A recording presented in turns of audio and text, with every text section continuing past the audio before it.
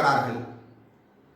தெற்கே அண்ணா திராவிட முன்னேற்ற கழகத்தை உடைத்து தனிமைப்படுத்தி அந்த பெரும்பான்மை சமூகத்தினுடைய பிரதிநிதியாக இருக்கக்கூடிய சசிகலாவுடைய அரசியல் எதிர்காலத்தை கேள்விக்குறியாக மாற்றியது போல இன்றைக்கு வடக்கே மருத்துவர் ஐயாவுடைய அந்த அரசியல் எதிர்காலத்தை கேள்விக்குறியாக்க வேண்டும் என துடித்துக் கொண்டிருக்கிறார்கள். இதற்கு அடுத்தபடியாக இருக்கக்கூடியது தாழ்த்தப்பட்ட சமூகம். அவர்கள் ஒரு பெரும்பான்மை சமூகம்.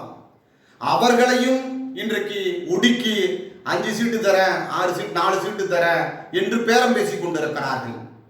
அப்ப ஒரு பெரும்பான்மை சமூகத்திற்கு ஒரு அங்கீகாரம் கிடைக்காத மாதிரி மத்தியிலே இருக்கக்கூடியவர்களும் இந்த மாநிலத்தில் இருக்கக்கூடிய சூழ்ச்சிக்காரர்களும் சேர்ந்து இந்த வலையை பின்னிக் கொண்டிருக்கிறார்கள்.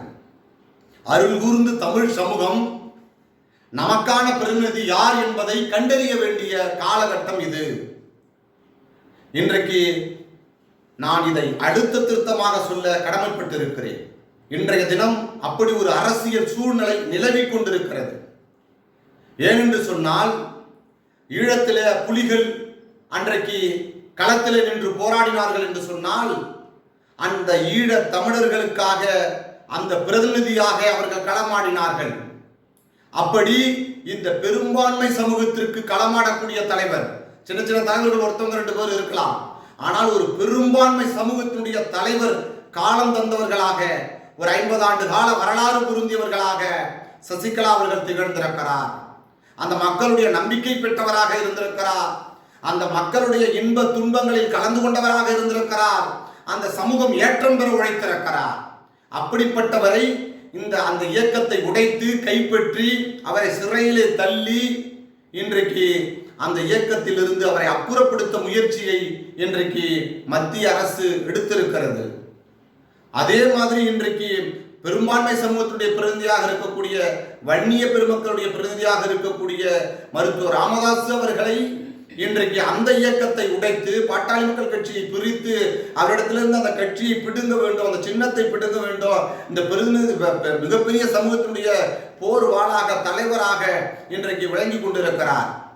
அவருக்கு ஒரு மாற்றாக நாம் வளர்ந்து விட வேண்டும் என்பதற்காக இந்த காய் நகர்த்தப்படுகிறது என்பதாக நான் கருதுகிறேன். 3வது சமூகம் தான் இந்த தாழ்த்தப்பட்ட சமூகம். அந்த சமூகத்துக்கும் இன்னைக்கு அடக்குமுறைக்கு உள்ளாக்கப்பட்டு 4 சீட்டு 5 சீட்டு. நீங்க யோசிச்சு பாருங்க, இன்றைக்கு திமுகவில் இருக்கக்கூடிய 2 அமைச்சர்கள் சேர்த்து அவங்க சமூகத்தை சார்ந்தவர்களை கூப்பிட்டு எம்பி கொடுக்குறாங்க, எம்எல்ஏ கொடுக்குறாங்க, 8 எம்எல்ஏ கொடுக்குறாங்க, ஒரு எம்பி கொடுத்துருக்குறாங்க. அப்ப அந்த இன உணர்வு எங்களுக்கு இருந்தா தப்பு, அவர்களுக்கு இருந்தா அது சரி. இது என்னடா நியாயம்? இது என்ன நியாயம்? இது அருள் கூர்ந்து மக்களே நீங்கள் எண்ணி பார்க்க வேண்டும். நம்முடைய தலைவர் யார்? நமக்கான எதிர்காலம் எது? நமக்காக உழைக்கக்கூடியவர்கள் யார்? நமக்காக பாடுபடக்கூடியவர்கள் யார் என்பதை தெரிந்து கொண்டு வாக்களிக்க வேண்டிய காலகட்டத்தில் நின்று கொண்டிருக்கிறோம்.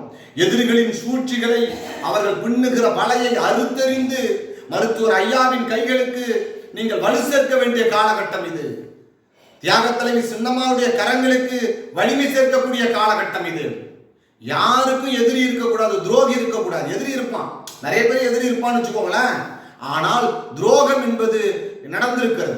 இன்றைக்கு ஐயாவுக்கும் துரோகம் நடந்திருக்கிறது, சின்னம்மா சசிகலா அவர்களுக்கும் துரோகம் நடந்திருக்கிறது. அந்த துரோகத்தின் விளைவாகத்தான் இன்றைக்கு அவர்கள் கை கட்டப்பட்ட நிலையில இன்றைக்கு வந்து கொண்டிருக்கிறார்கள். அவர்கள் மக்கள் கூட்டணியை உருவாக்க நினைக்கிறார்கள். இந்த மக்களுக்கான அரசாயை உருவாக்க நினைக்கிறார்கள். பெரிய அரசியல் கட்சிகளோடு கூட்டணி போகவில்லை, மக்களோடு கூட்டணி வைக்கிறோம், மக்கள் கூட்டணியை உருவாக்குகிறோம், மக்கள் கூட்டணி வேட்பாளர்களை அறிவிக்க இருக்கிறார்கள். அப்படி ஒரு காலம் கணிகிற பொழுது நீங்கள் எல்லாம் ஆதரவு தர வேண்டும். நீங்கள் எல்லாம் ஆதரித்தால்தான் இந்த பின்தங்கிய வகுப்பு முன்னேறுவதற்கு வாய்ப்பாக அமையும். இந்த சமூகம் எழுச்சி பெறும். இந்த சமூகத்திற்கான தலைவர்கள் யார் என்பதை அடையாளப்படுத்தக்கூடிய நேரமும் காலமும் இது என்பதை மறந்து விடாதீர்கள்.